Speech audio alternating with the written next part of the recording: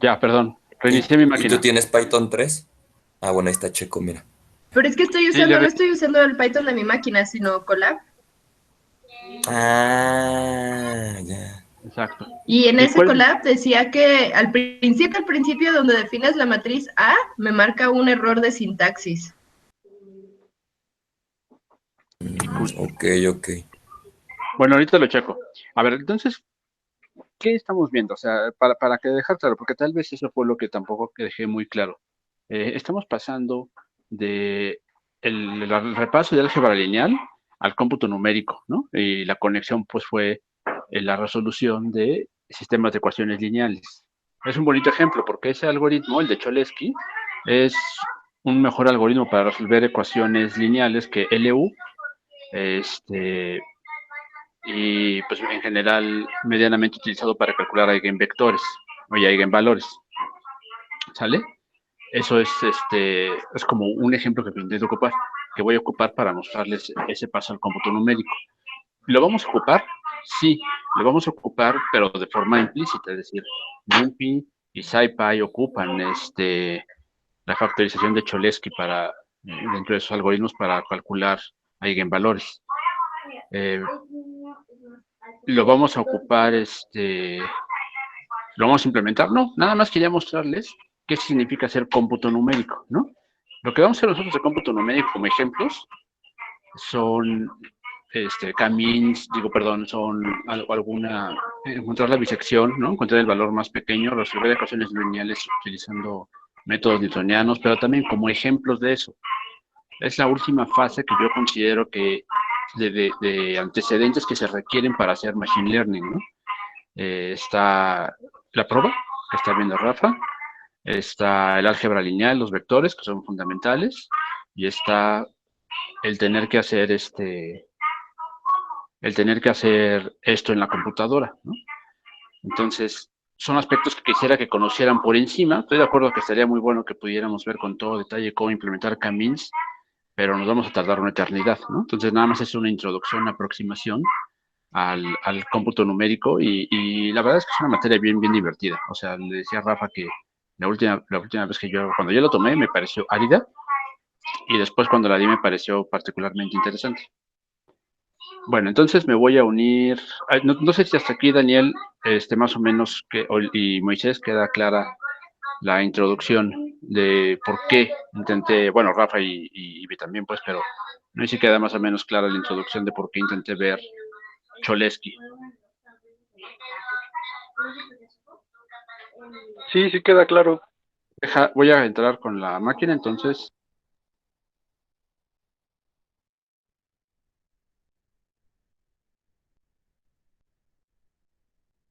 Entonces, eh, entonces, lo que, Así se oye mejor.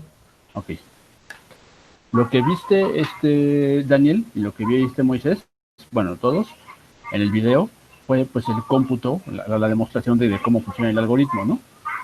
De hecho, quité una parte, si ven que está editado el video, es porque en una parte todavía la novatez me gana y estoy hablando de un Jamboard, bueno, de una pizarra.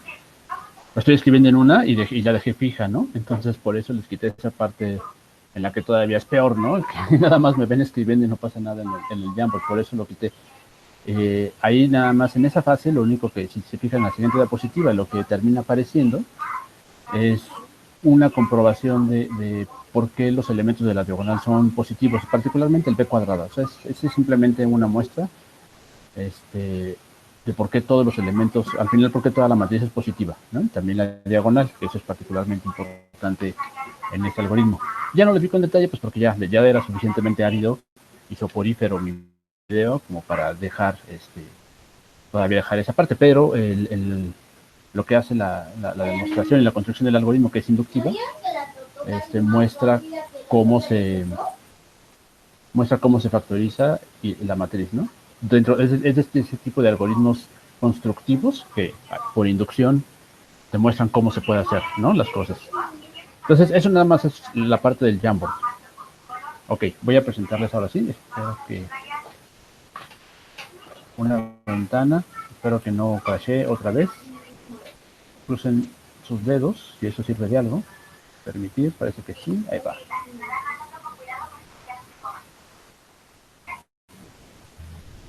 Muy bien. Y aquí estamos viendo en este momento. ¿Tiene problemas de compilación aquí? Sí, exacto, desde ahí, desde esa ¿Les línea, dice algún error? justamente. Sí, exacto. Qué raro, tú.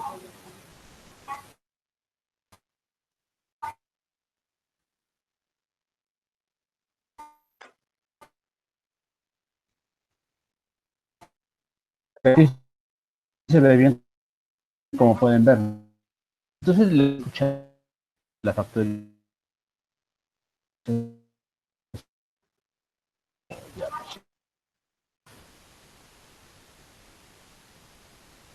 Yo también tenía duda justo ahí no me queda claro cómo se hacen los coeficientes.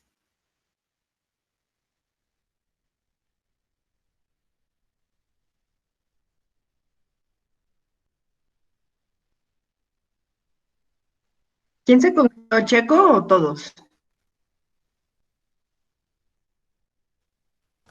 Creo que Checo. Ah, ok.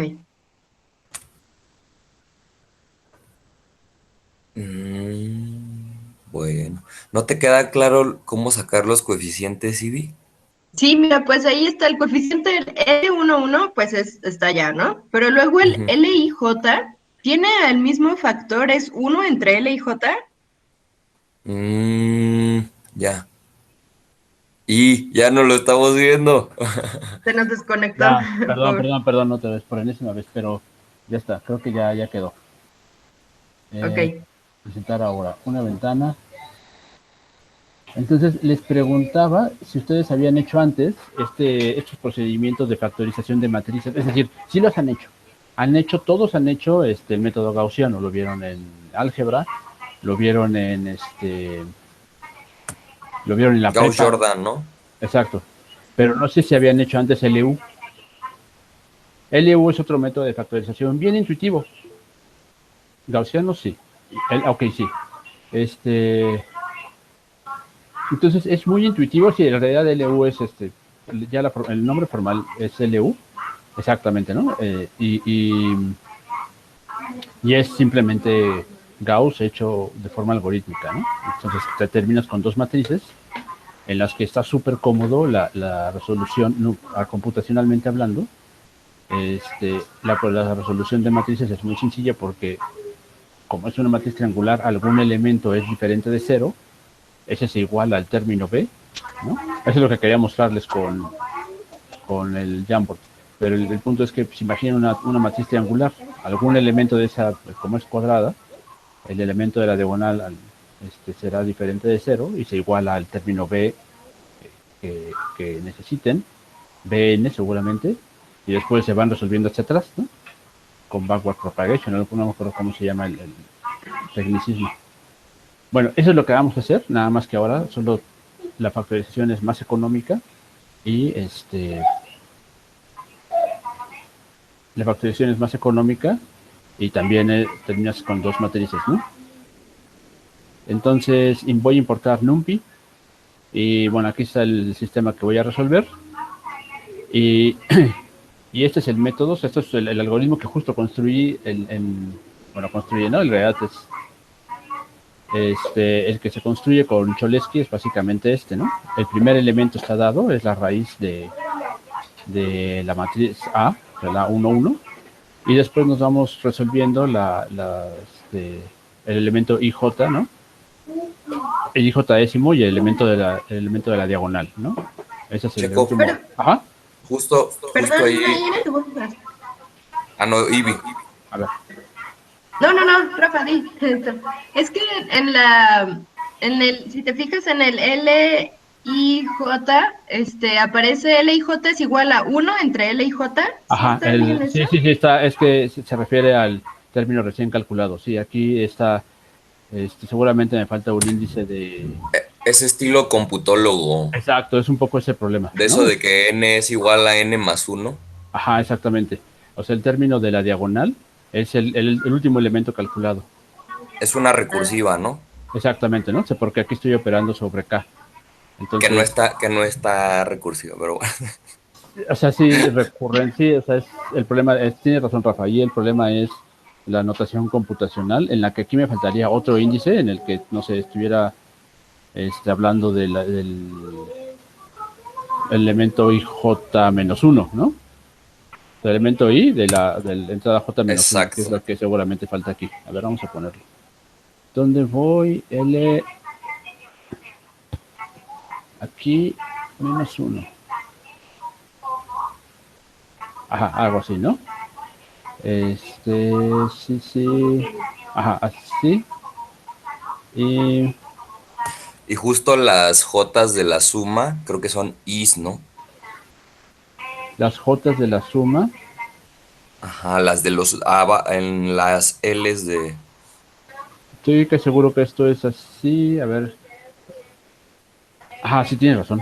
Esto es KJ y KJ, sí. Son donde estoy. Aquí, aquí. Se Espera, entiende la espera. idea, se entiende la Exacto. idea. ¿Qué son las Acá. constantes entre amigos? Y acá es así, ¿no? Ahí así. Ajá, sí. Va. Bueno, esto, y lo mismo pasa abajo, ¿no? Seguramente ahí también cometí ese error en los índices de, y también, ¿no? O sea, tiene razón, Rafa, o sea, de repente abusamos, y en cómputo numérico es mucho peor, porque, bueno, es mucho peor la notación porque hay índices por todos lados, pero, pues un poco es intentar, nada más quería dibujar aquí el proceso de cómo se va llenando la matriz L, ¿no? Oye, mi buen, justo Ajá, hay quien dice que saber álgebra lineal es saber manejar índices acá súper cabrón, güey. sí, sí, sí. Así, meterlo a la suma, sacarlo a la suma Sí, sí. y esas cosas. Cuando, bueno, tú, Daniel, eres computólogo, ¿verdad? ¿O eres físico? No, eres físico. No, Moisés es computólogo. Bueno, en algún Sí, yo punto, o soy sea, físico. ¿tú eres físico? Sí, creo que Moisés es computólogo. El caso es que a nosotros nos toca de repente operar con matrices. Cuando te topas con eso, es cuando tienes que hacer, no sé, compresión de cosas o ese tipo de algoritmos, sientes que te va a dar una embolia, ¿no? De intentar ver todos los índices por todos lados. Cholesky. Bueno, entonces, este algoritmo que por cierto, esa es yo no tengo, yo no tengo un tipo de letra, tengo un font, ¿no? Por eso ahí parece AY cuando es A y J, no me acuerdo qué índice era, era ¿no? A y J, es ahí una disculpa por la letra tan fea que tengo, y por eso se confundió con AY. Pero bueno, o sea, creo que aquí la parte importante de esto es que ya que operamos esta matricilla, que pues esencialmente seguir el algoritmo, pues terminan con estos índices. Está cómodo, ¿no? Está cómodo que después nada más transpongan esto y al multiplicarlo, es lo que estoy haciendo acá. Aquí ya, bueno, simplemente voy a ocupar la función de Cholesky implementada en Python, ¿no? La factorizo en la matriz, o sea, aquí está la factorización, R. La reconstruyo, pues reconstruyo A, y le pregunto a Python si A por la que reconstruí son lo mismo. Y sí, o sea, eso es lo que dice A all close, ¿no? Que es básicamente pues lo que estoy diciendo, lo que se supone que hace Cholesky aquí. Entonces, ¿cómo vamos a resolver un sistema de ecuaciones? Pues primero vamos a agarrar a... Pues este es nuestro sistema de ecuaciones planteado, ¿no? Y ya que factorizamos A nos debería quedar así. Y después lo que vamos a hacer es resolver, o sea, vamos a poner aquí un vector. Perdón, sí, ahí lo vamos a poner. Y lo que vamos a hacer es agarrar L y a emparentarlo o resolver a partir de eso. O sea, vamos a aprovechar el hecho de que es triangular para resolver y encontrar L. Ya que lo encontramos, vamos a ocupar la otra matriz, la matriz que falta, para encontrar X, ¿no? Que es nuestro vector que estamos buscando, ¿no? ¿Cuál es la ventaja sobre LU? Que la complejidad computacional es mucho menor, o sea, por ahí del doble, digo, de la mitad, ¿no? Y si se fijan, aquí no estamos haciendo pivoteo. En LU sí se hace pivoteo, por ejemplo, y ese tipo de operaciones pues pueden ser, en el peor de los casos, bastante tardadas, ¿no? Ese es el tipo de ventajas que una matriz así, una factorización así sirve, ¿no? Eh, Justo, ¿no, Checo? Este es un muy buen ejemplo de cómo el álgebra lineal Bien hecha. ahorra recursos, ¿no? Sí, sí, es una, o sea, cuando la banda que hace cómputo numérico es muy, muy hábil en esto, ¿no? Entonces, esto es lo que hacen todo el día, ¿no? Cómo hacer operaciones que parece que las funciones recursivas que vemos o las multiplicaciones ingenuas que vemos, pues están buenas para la clase de cálculo y de álgebra, o sea, explican el fenómeno. Pero pues después eso implementarlo en la compu es no prohibitivo, pues digo no imposible, pues porque al final se construyó algo y funcionó, pero en la práctica pues empieza a ser muy lento y alguien quien se da cuenta de algoritmos más rápidos y bueno, eso va sofisticando las cosas. Y eso era otra cosa que les quería decir. Ahorita estamos hablando de Cholesky, ¿no? Pero y vamos a hablar de K-means o de KNN, ¿no? Incluso esos algoritmos que son los más básicos no están implementados así en la implementación de sklearn ni de R. Tienen algunas modificaciones y ocupan algunos supuestos que los hacen funcionar eficientemente. O sea, en esencia sí va a ser lo que les vamos a decir, claro, ¿no? Por ejemplo, esta Tania quería ver algoritmos genéticos. Y el algoritmo genético, así el ingenuo, el de ¿cómo se llama, Rafa? El amigo que hizo el libro, John Holland, sí, John Holland, ¿no? El del libro de sistemas complejos. Ese algoritmo que presenta ahí, El primer computólogo, ¿no? el primer doctor O en algo así. computación, exacto, es el primer Ese, doctor en ajá. computación. Este compadre presenta el algoritmo genético y está bonito y lo podemos hacer justo, ¿no? Lo haríamos nosotros, ¿no? Pero no es el que se ocupa. O sea, la verdad, van haciéndose tantas sofisticaciones que, o les voy a presentar el preceptor multicapa. Pues hoy a la fecha no es lo que se ocupa, ¿no? Se ocupan redes recurrentes o redes en grafos y cosas por el estilo. Digo, en esencia sí está ahí de fondo el fundamento teórico de lo que vamos a ver. Pero ya las implementaciones pues suelen ser mucho más sofisticadas. Y eso es nada más hablando del algoritmo. La implementación numérica hecha con C, para multiplicar tensores y invertir matrices, pues y distribuirlas eficientemente en su gráfica NVIDIA, son súper, pues son sofisticaciones bien, bien precisas, ¿no? Entonces, Cholesky sí se ocupa, pero después de esto, les quería mostrar justo, ¿no? En la tableta, el algoritmo LDLT, o sea, donde es muy, muy similar a Cholesky, excepto que la diagonal se calcula aparte, ¿no? Vamos a terminar con dos matrices triangulares que tienen unos en la diagonal. Estas dos matrices, después con LDL, les quería mostrar cómo eran las formulitas, las apunté y bueno, pues claramente ya se perdió. Igual se subo en el PDF con el ejemplo de LU, le subo cómo es LDL, que es como calcularíamos los eigenvectores, ¿no?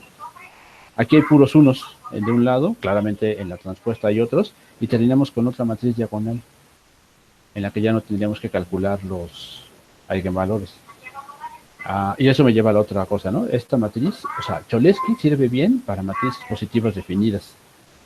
Y bueno, es un cálculo que no tenemos que hacer, simplemente si todas las raíces, si todos los elementos de la diagonal te los puedes sacar raíz, pues lo sigues haciendo, ¿no? En el momento en el que te quede algún elemento negativo en la diagonal, pues ya no le puedes sacar raíz, se acabó tu factorización, no. O sea, gastaste ese tiempo, pues, pero es eficiente en eso, ¿no? O sea, hay que checar primero que la matriz sea positiva definida y eso lo vamos a hacer sobre la marcha, si alguna de las, si no fue simétrica, pues ya ni lo intentamos. Si es simétrica, lo intentan y esperan que la matriz sea, la diagonal no tenga raíces negativas. Sí, espero haber sido más claro, Daniel, con la intención de por qué y cómo funciona Cholesky.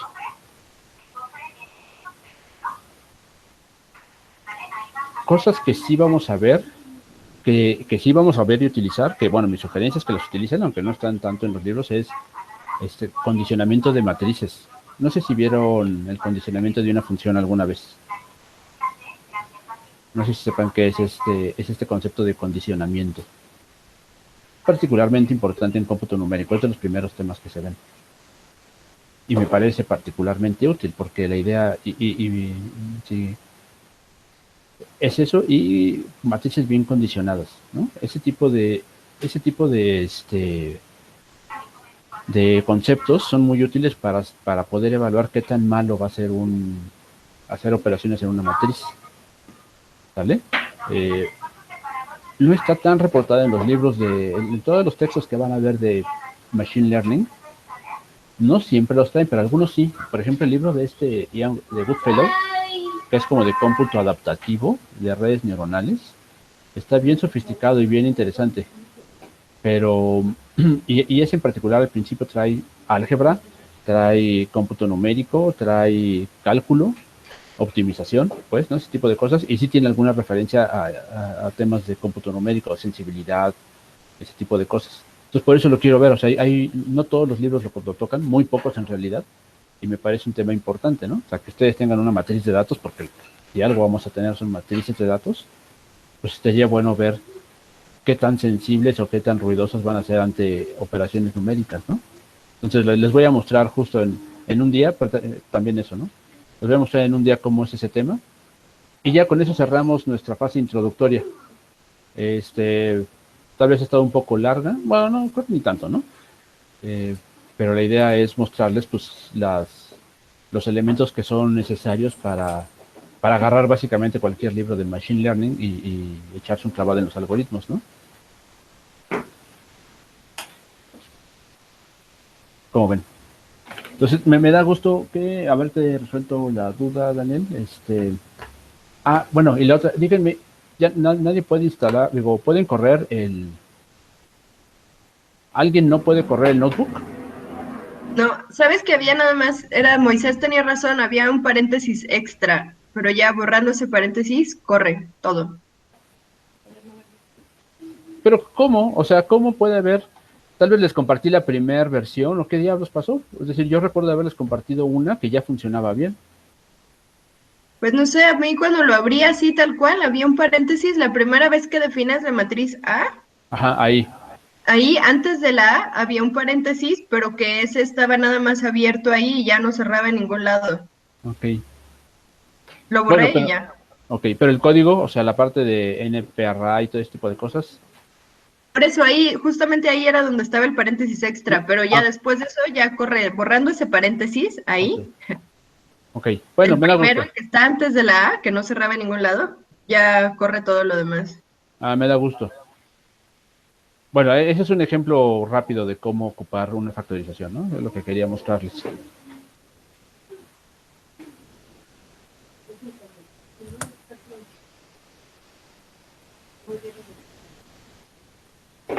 Y la otra, en Octave, MATLAB, en Python también, ¿no? En todos lados. Resolver un sistema de ecuaciones lineales es algo bastante transparente, ¿no? En Octave, por ejemplo, si recuerdo bien, es algo así como A, A, diagonal invertida B, ¿no? Y hace la resolución. Y es un operador, es curioso, ¿no? Con un solo operador se ejecuta una serie de algoritmos súper sofisticados para ver la solución más eficiente, ¿no? Dependiendo de la matriz. O sea, ya, así de hábiles son. Aquí también, ¿no? O sea, es NP Lineal Solve. Pero o sea, lo que quería mostrarles es que sin hacer mucho más, o sea, imaginen que Solve no hace, que lo hace con un chango atrás que lo resuelve a patita, pero siempre bien, ¿no? O sea, es una suerte de oráculo que sabe hacer bien las cosas. Bueno, a lo que llegamos es a la misma solución. Ahora, claramente alguien puede decir, bueno, ¿cómo sabes que no están usando Cholesky? No, seguramente, de hecho sí, pero quería mostrarles cómo haciéndolo a mano por Cholesky se llega al mismo resultado, ¿no? Eso es lo que está mostrado aquí. Eso es todo, chicos. Muy bien, Checo. A ver, déjenme ver LDL algorithm. Quería mostrarles cómo era la forma. Es que lo había escrito y era esta.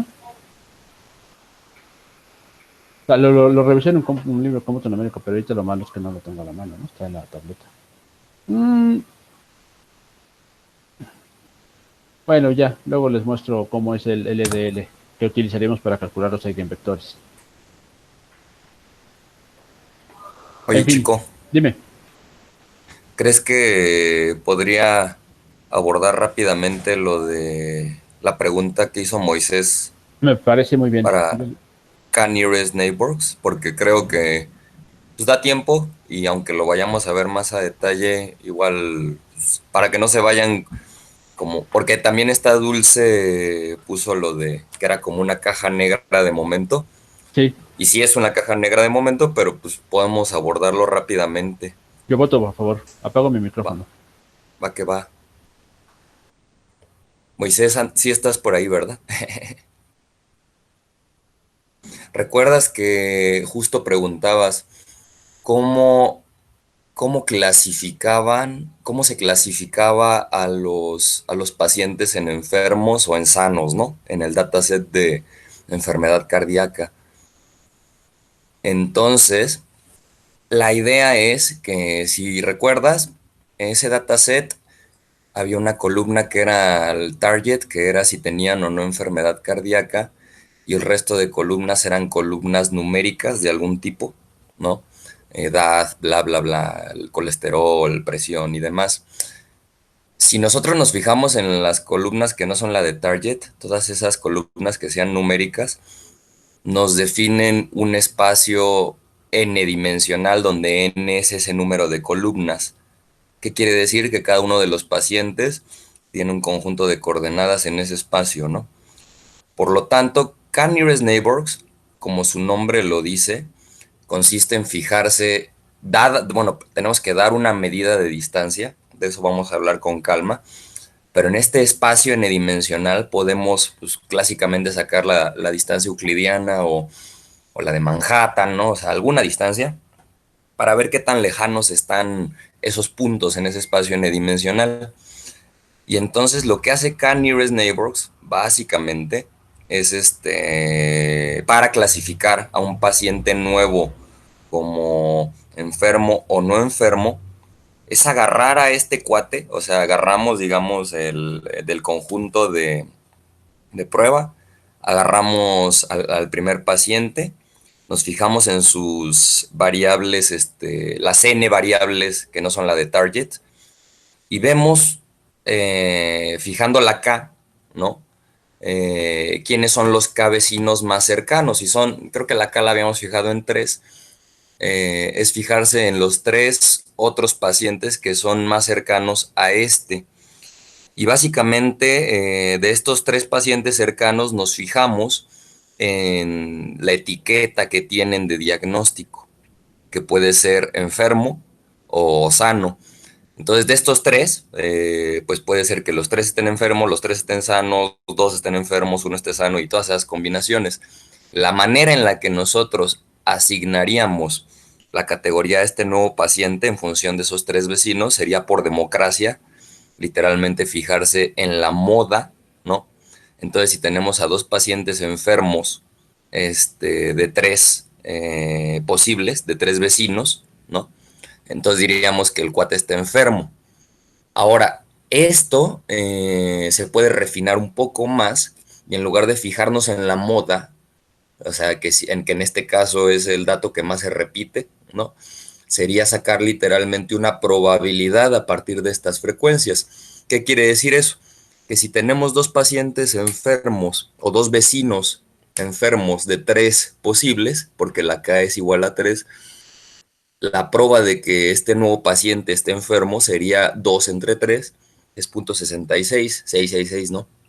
Entonces, ahí sí ya nosotros podemos mover nuestro umbral y variarlo de 0 a 1 y tener una prueba que poner a prueba con ese umbral. Si la prueba queda por arriba del umbral que fijemos, clasificaremos al paciente como enfermo. Si la prueba queda por debajo de ese umbral que fijemos, clasificaremos al paciente como sano. Y de esta manera, digamos, es que por cercanía a los puntos que más se parecen a este paciente, fijándonos en las etiquetas de estos puntos cercanos, nosotros daríamos el diagnóstico. No sé si más o menos quedó claro, igual lo vamos a ver a detalle, pero esa es más o menos la idea. Y algo padre de K-Nearest Neighbors es que no solo se usa como un algoritmo de clasificación, también puede ser un algoritmo de regresión, que en este caso, en lugar de asignar una etiqueta por democracia o como la moda, asignaríamos lo que se suele asignar típicamente. Ah, perfecto, Moisés. Perfecto, a grandes rasgos. Y lo vamos a ver a detalle, ¿eh? Pero es para que tampoco se vayan con... No es tan difícil de entender. Y justamente creo que saber que se puede usar como un algoritmo de clasificación y uno y un algoritmo de regresión. En el caso de que sea de regresión, que sería predecir una variable numérica en lugar de predecir una etiqueta o dar una clasificación, en lugar de fijarnos en la moda de los datos, nos fijaríamos en el promedio de la variable numérica de los vecinos cercanos o en la mediana, dependiendo de la distribución, ¿no? En estos vecinos, pues tendremos, o sea, n vecinos inducen una distribución de la variable numérica, entonces podemos ver si es simétrico o no y elegir si elegimos la mediana o la media. Pero está padre eso de K-Nearest Neighbors. Y otra cosa que les quería ir adelantando, se puede combinar el uso de algoritmos. Por ejemplo, estaba viendo un ejemplo interesante que combinaba K-means, generaba etiquetas a partir de K-means y luego hacía K-Nearest Neighbors. Entonces, eso está interesante, ¿no? O sea, y muchas veces cuando no tenemos etiquetas, ¿no? Podemos nosotros generar estas etiquetas de una manera un poco, pues no artificial, ¿no? Porque hay una justificación, pero no eran etiquetas propias del dataset original. Y bueno, ya no voy a ahondar mucho más, pero a grandes rasgos eso es lo que ocurre para diagnosticar a un paciente. Yo propongo, yo lo que puedo hacer es para que justo ya veamos un algoritmo de estos. ¿Qué te parece si, Rafa, si nos presentas KNN, ¿no? En la semana, y yo les termino de presentar estos algoritmos de cómputo numérico que les van a entretener, son divertidos en una forma. Habló el nerd. Pero no, la verdad es que sí son entretenidos a hablar de este tipo de estrategias para encontrar el valor más pequeño, ¿no? En una curva. Entonces, me parece fundamental que conozcan métodos newtonianos. Entonces, podemos ya juntar, ¿no? Empezar a ver KNN. Tal vez Rafa después retome, no sé si te quedaron temas pendientes todavía de la introducción de Prova. Pues más o menos, en realidad, más que temas pendientes, creo que se pueden ir abordando a lo largo del curso. Exacto. Y como no es una clase teórica, digo, puede que si necesitamos ver varianza, la defino a voz pronto, pero sí hay que ver cosas más a detalle como el trade-off bias variance, ¿no? O sea, sesgo varianza, pues será una clase dedicada a eso, ¿no? O sea, pero creo yo que tampoco vale la pena que nos clavemos mucho en teoría de la probabilidad dura y pura, ¿no? Ok, pues perfecto, así le hacemos, ¿no? ¿Qué les parece, chicos? Que veamos así, ya abordamos cómputo numérico la semana que entra, condicionamiento y métodos de resolución de ecuaciones no lineales, y Rafa ya ve el primer algoritmo de clasificación. Órale. Bueno, ¿dudas hasta aquí? Muy bien, está bueno. Daniel. Vientos. Bueno, al no haber dudas, voy a dejar de grabar.